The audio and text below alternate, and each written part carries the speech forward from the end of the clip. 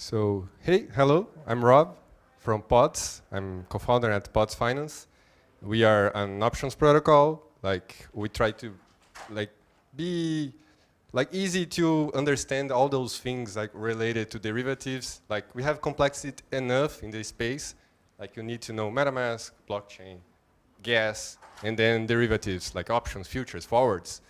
So we want to bring like the easiest experience for the users, like to grasp all this complexity. And the reason that I wanted to do this talk is because like we are a team that came out from hackathons. Last year we had like this project, All My DeFi, on If Denver last year. By the way, this is Vitalik. He's not much excited, but we were like a lot. It's okay. And yeah, so after that, we decided to start Pods like as a real company. And we also participated in Hack Money. It's another big hackathon. I think they just had like the last version last month. So we had like, I think like, I wish I had known a lot of things that I'm going to say today. Like, because there's not, maybe you already know that that's not a lot of content out there that like show you the stones, the path of stones that makes it easier like to understand what you need to do in order to have a code audit ready. So when I started, I thought that the process was like that. Okay, I do the hackathon, I have some code, I do an audit, maybe not, and then, okay, I'm ready to production. That's how things in Web 2 like seems to happen, right? Why here we are like different? But the reality was something like this. I code, I test the code. I do some documentation, maybe it's not enough. Then I run the coverage. My coverage is like 30%. I do a lot of tests again, more testing. And then I have to create like a test network. Oh, but Aave is a different network. Like Aave is in Kovan, and my system is like, I don't know, is Hopston. So I need to create like mock contracts. Oh, Chainlink's not already in my network. Oh, maybe Optimism, they don't even have like the spot price of the asset with the Oracle that I'm going to use. So yeah, the reality is a little bit complex. So this is kind of the first version of the contracts that we had when just after the hackathon, like almost like 4 contracts and 1 like abstraction. And after we ended up like before the audit with kind of this architecture here. So it's like much more complex than we thought. You started to realize that it's missing a lot of stuff in order to have like a real system running. So coming back to the audit, like we already know they are like a lot, like so expensive, especially for a startup that you don't have like a lot of runway. They are slow. Like I've been talking to developers here in the last days, and they are scheduling like audits for December. They don't even know like if they are going to have runway or if they are going to have like code to audit, but they are saving spots. And after starting the process, it's going to take you like at least 1 month to finish like the whole process. Like you send the code, you like receive the first feedback, you do like the fixes, and they send again the second feedback. So it's going to take you at least more 1 month there. So you like requires a pre-work, and they are not going to tell you that. They are not going to tell you, oh, you're going to start an audit next month. Oh, how is your documentation? Like, do you have tests already? No, they are not going to tell you that. But then after in the report, yeah, so that's the reason I'm here, to tell you some truths and to like tips in order to get there and like at least not feel that you paid like a lot of money and then you feel, oh my God, documentation, like, oh, your documentation is wrong, or it's a typo here. Like, you're not paying this a lot of money to have like those kind of errors. We are searching like for another type of errors here. Okay, so if you like game analogies, like real-time strategy, for me, audits, they are similar to like cannons, the heavy army. They are slow, expensive, and they are effective for like a very specific kind of errors that you want to search. So, and usually they are for the late game. So not in the beginning, like, oh, I just finished my hackathon and tomorrow I want an audit. No, they are the late game. And so why do we need it? Like, do we really need it? For me, the reason that we need audits is because we have like a different paradigm here. Like, we are talking about Web3, like, you cannot like pull the plug as the last resort, like, okay, I have a bug, let's shut down, fix, deploy again, like, you don't have this option. So, and you cannot like, probably if you already worked like in the Web 2, oh, let's write directly to the database. I have admin powers here. So if you have an error, you could go there and reverse. Here we don't have this option. So for me, that's the reason that we need audits. And for me, that's one of the best phrases that I've heard. In my first, like this phrase came out, appeared when in my first conversation with one auditor that we had, and he said, Rob, put that in your head. Like it's another mentality here. It's more similar to the hardware. Like it's more similar to like building a phone. Like you don't want to have bugs in your camera after like you ship directly to your clients. So for me, that was the hardest thing because I was not used to it. Like I came from this mentality here, build fast and break things. But here is you have to, since it's hardware, it's similar to hardware, you should try to build fast and don't be wrecked. It's not easy. We are still figuring out how do we do it. And the most of the effort comes before the application, not after the launch. Okay, so how to make sure that your money is going to be like worth it? Rework. Let's talk about like what you should have in order to have a good audit. So again, to talk about that, let's understand security layers. Is our game analogy, like you have the cannons, the red one, the audits right there, but what are the other soldiers here? And what type of errors, what type of like opponents? In our case, opponents, they are the vulnerabilities, the hacks. So this is a list that I think you should have before the audit, at like the minimum. I think static analysis is fuzzy testing like is optional, at least for the first audit. If you have time, if you have like more developers in your team that you have like time to learn and implement, it's okay, but at least those 4 elements here, I think they are necessary. So the first one, unit tests. No secret here, like the soldiers. Very easy to do. I don't have much to say about it. Like the most important thing is you need to test every execution tree that you have. For those who don't know what is an execution tree, like if you have one function, 2 ifs, then you have like 2 paths, 4 paths, like 1 if, like positive, false. So in order to test all those things, I recommend to use Waffle. And they help you like mocking your contracts and like creating fixtures. Because like testing here is going to take you a lot of time each time that you change something and you need to run. For example, in our application, we have like 25 contracts. Takes around 20 minutes every time that we have like 500 tests. And it's taking like 20 minutes in our GitHub Actions to run the test every time. So it's better to have like this in your head, like do fixtures since the day one. It's going to save you some time. So unit tests is like specific to functions. Then you have like the integration tests, is where you test the scenarios.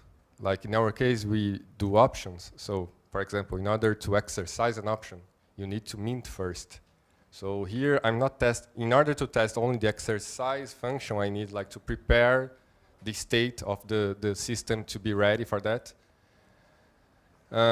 Some hints here, I recommend using like mainnet fork or 10-leaf fork, so then you can like already test, like, for example, if I'm doing something related to wild farming rewards on Aave, then you fork and then you test directly this state of the blockchain.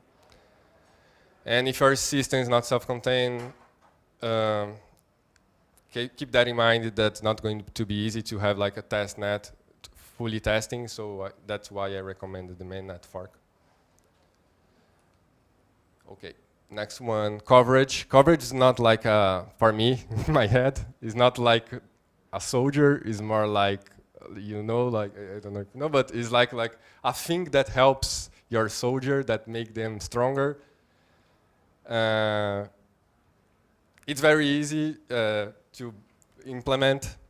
That's why I put the effort there. And it helps measure and visualize and track like constantly what is the current state of your tests. If you, especially if you are missing some of the execution trees that you didn't create a unit test for that.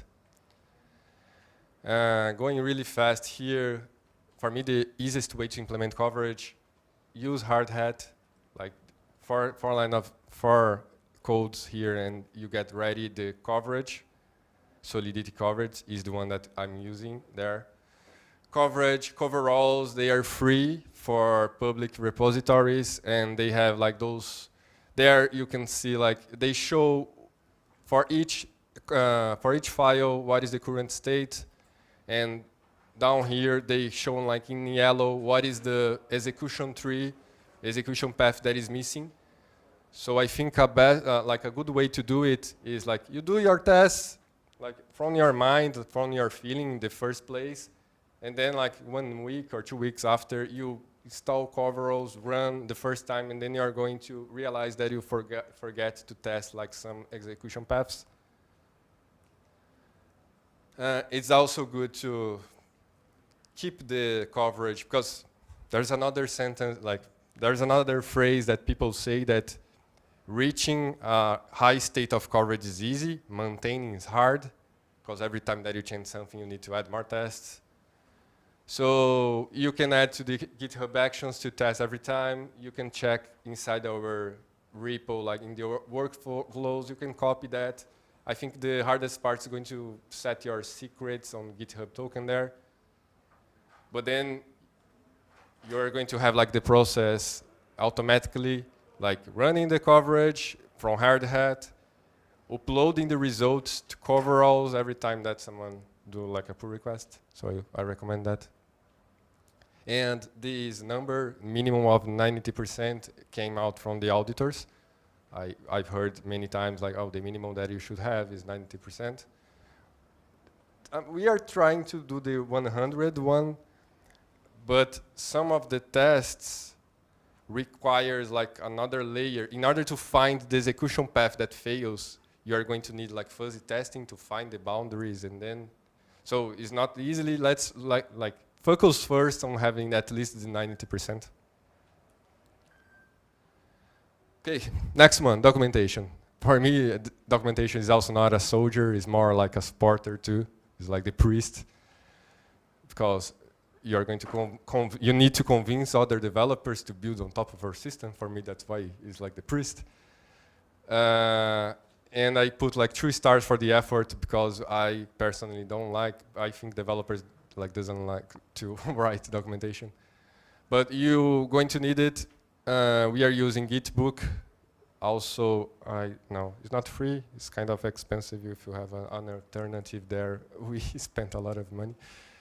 But like it's easy because it's not they have like a good user interface that other non-developer people could use. So like our business team also help us like on writing the documentation, and then don't need to like use GitHub and the CLI.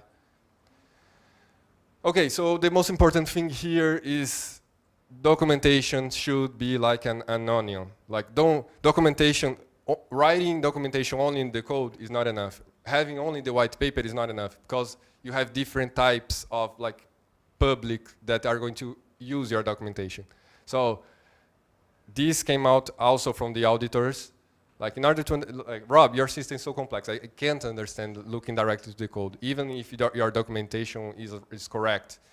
So can you give me like an overview, like why are you doing this? Why this is different from the other like elements in the market? So yeah, start from like the big context, the big picture, and then like the onion, deep dive later in the specific parts that you need like more explanations. You know, for example, in our case, we use like a numeric method in order to guess like the next value. So we have like a specific part of the documentation just explaining this part of the system. Okay, next one, fuzzy testing. For me, they are the walls and towers. Why? Because like you are protecting all the possible roles in our system. So if I have like a small hole that I didn't find yet, okay, let's build a wall here and try to protect from the other things that I'm not expecting. But they require like a big effort. It's not easy. Like the tools that we have is like kind of hacky. Echidna is what we are using. What do you have to know? Like the two basic types of fuzz testing that you have out there is like the asserts and the invariants. What is invariants?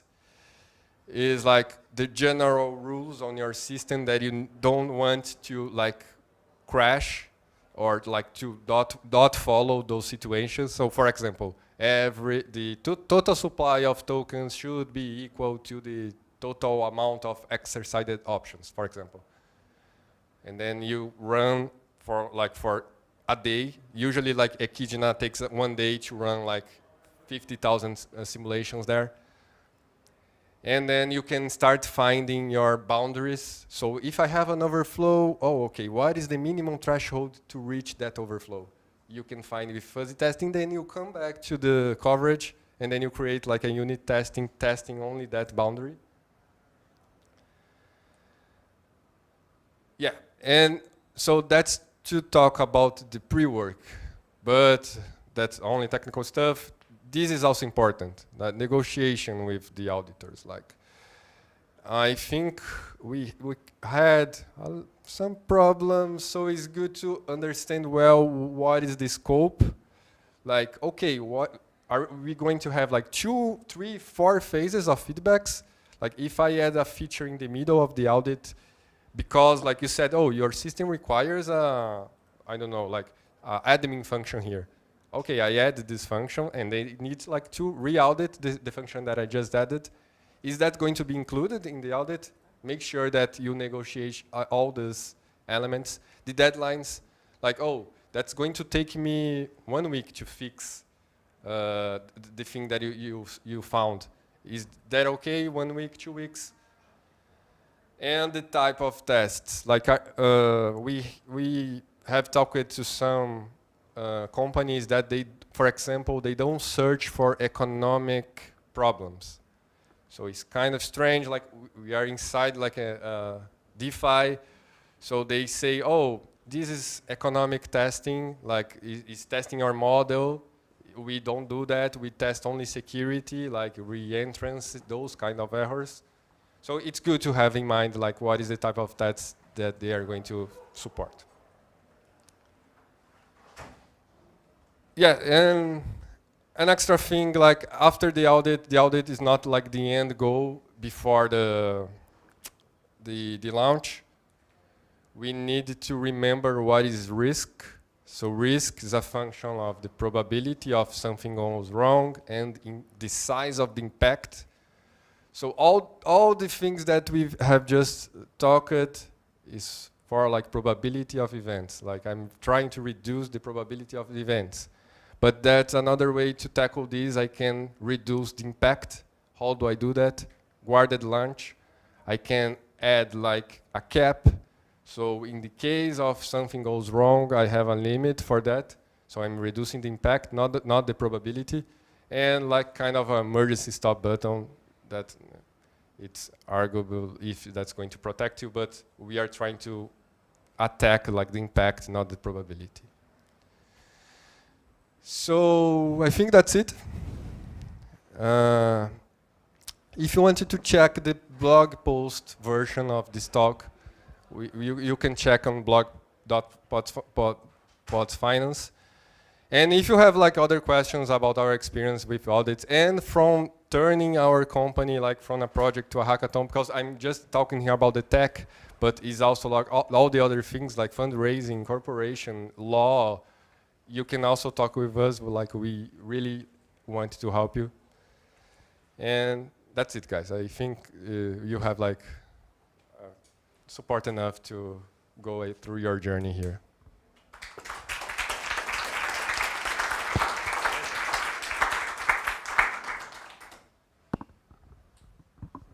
So, question?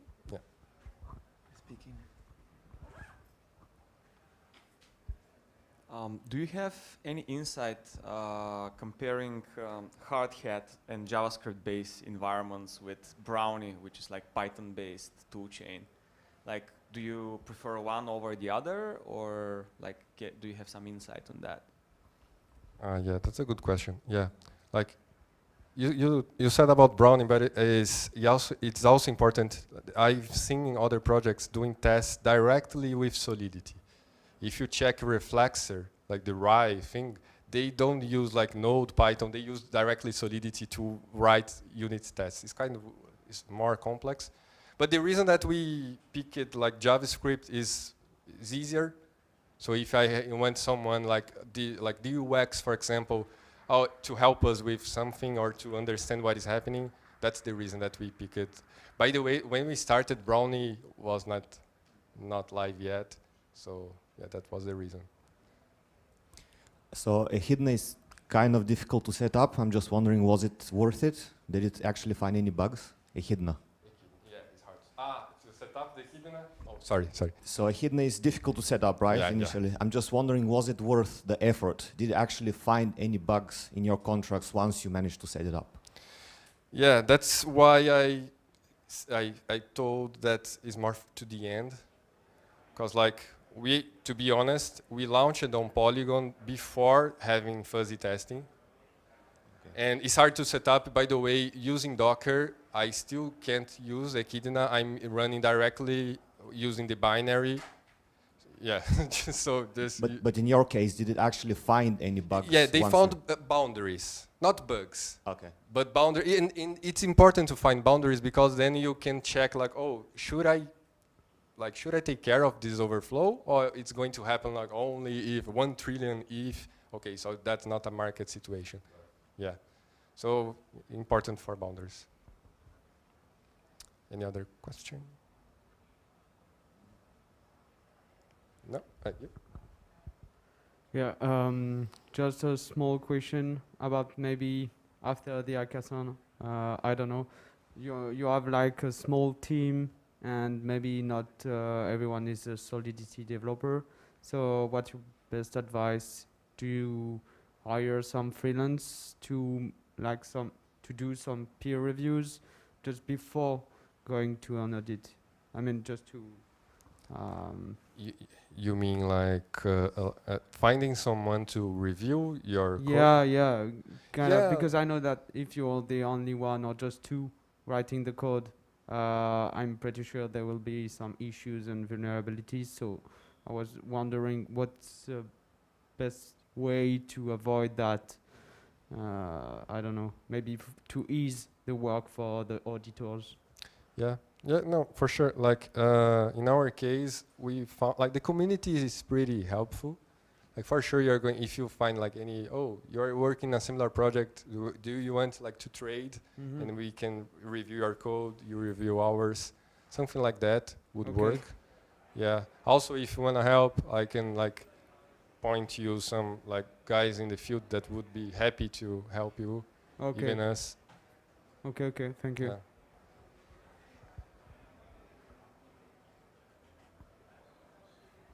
So that's it.